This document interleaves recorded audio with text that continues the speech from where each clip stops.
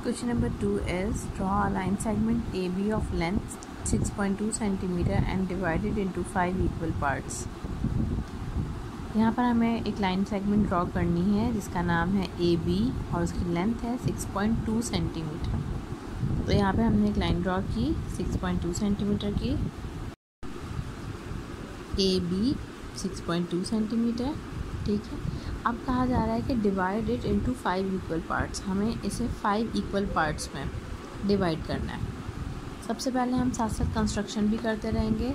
जैसे हमने यहाँ पर लाइन ड्रॉ की 6.2 की, तो हमने यहाँ मेंशन कर दिया स्टेप ऑफ कंस्ट्रक्शन में draw AB equal to 6.2 centimetre. जब हमें इस लाइन को 5 इक्वल पार्ट्स में डिवाइड करना है और हमें कोई मेजरमेंट मज़ीद नहीं दी गई है, तो अब हमारा काम क्या होगा, सबसे पहले हम एक एक्यूट एंगल ड्रॉ करेंगे पॉइंट A पे रख के और पॉइंट B पर रख के, ठीक है। Acute angle means less than 90 degree. 90 degree से जो छोटे एंगल होते हैं वो कहलाते हैं एक्यूट एंगल। ये हमारे पास D है, ठीक है। जो हमारे पास 90 से छोटे होंगे वो हमारे पास एक्यूट एंगल कहलाएंगे। अब जैसे मैंने ये D लिया और इस A पॉइंट पर रख दिया, इस तरह रखने के बाद 90 से छोटा एंगल 80, 70, 60, 50, 40 कुछ भी हो सकता है। तो यहाँ पर हम जो ले रहे हैं वो ले रहे हैं 40 डिग्री का, ठीक है। 40 डिग्री का हमने यहाँ पे एंगल ले लिया। अब जो काम हमने अपर साइड पे किया है वही काम हम पॉइंट B पर रख कर भी करेंगे, ठीक है। D को हमने इस तरीके से इन्वर्स करके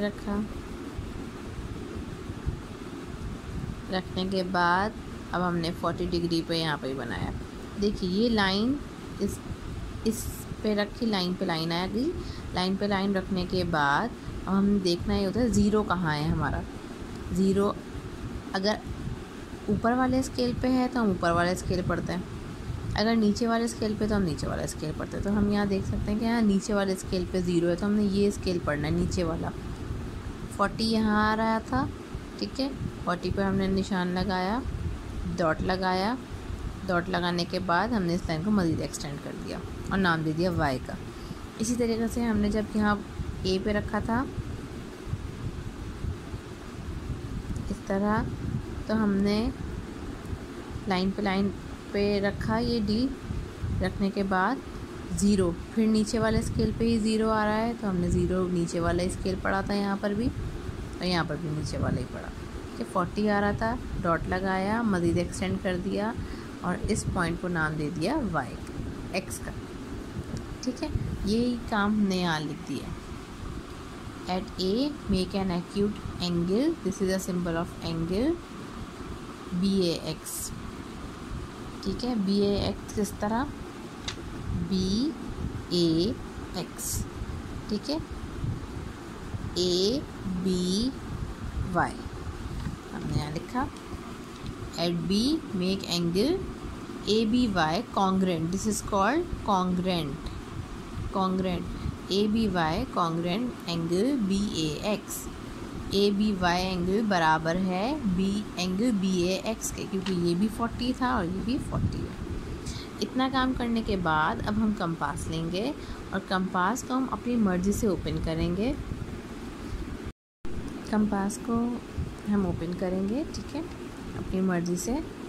हमने यहाँ A पे रखा, A को सेंटर लेते हुए हमने आर्क लगानी शुरू की। आर्क नंबर 1 में मार्क की, फिर यहाँ सेंटर मिल गया, आर्क 2 मार्क की, फिर आर्क 3 पे रख के आर्क 4 और 4 पे रख के आर्क 5, ठीक है। 5 इक्वल पार्ट्स में करना था तो हमने 5 ही आर्क्स लगा दी। फिर B पे रखा, आर्क 1, फिर यहाँ सेंटर 2, फिर 3 पे रख के 4 और 4 पे रख के 5 आर्क लग गई। अब आर्क्स लगाने के बाद अब हम जाएंगे स्टेप ऑफ कंस्ट्रक्शन की तरफ। With the same radius mark 5 arcs on rays AX and BY। Same radius रखते हुए हमने 5 आर्क्स मार्क करनी है, किस पर, रे पर। जो रे हमने ड्रॉ की है AX और BY पर, उसमें हमने 5 आर्क्स मार्क करनी है। हमने 5 आर्क्स मार्क कर दी। करने के बाद अब हम इसे ज्वाइन करेंगे ताकि हमें जितना हमें डिवाइड करने के बारे में कहा जा रहा है कि इस लाइन सेगमेंट को 5 इक्वल पार्ट्स में डिवाइड करना है। तो अब हम किस तरह डिवाइड करेंगे, जब तक हमें इसका सेंटर पॉइंट मालूम नहीं हो जाएगा हम नहीं कर सकते डिवाइड। तो इसलिए अब हम आर्क्स को ज्वाइन करना स्टार्ट करेंगे। इस पॉइंट ए को ज्वाइन करेंगे आर्क नंबर 5 के साथ। हमने यहाँ लिखा join number 5 to A and other number 5 to B. 2 5 है हमारे पास, number 5 to A, number 5 to B.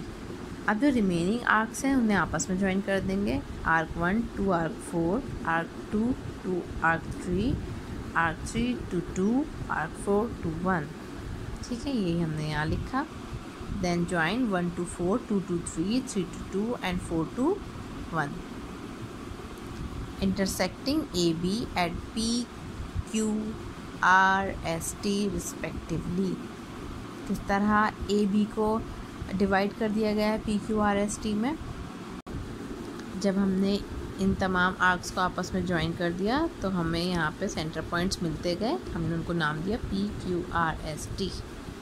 ठीक है, अब हम काउंट करें 1 2 3 4 एंड 5 इक्वल पार्ट्स हो गए। Now AB has been divided into 5 equal segments, that is AP equal to PQ equal to QR equal to RS equal to ST. This is your complete solution. Question number 4 is homework. Do this work in your geometry copy. Thank you. Allah Hafiz.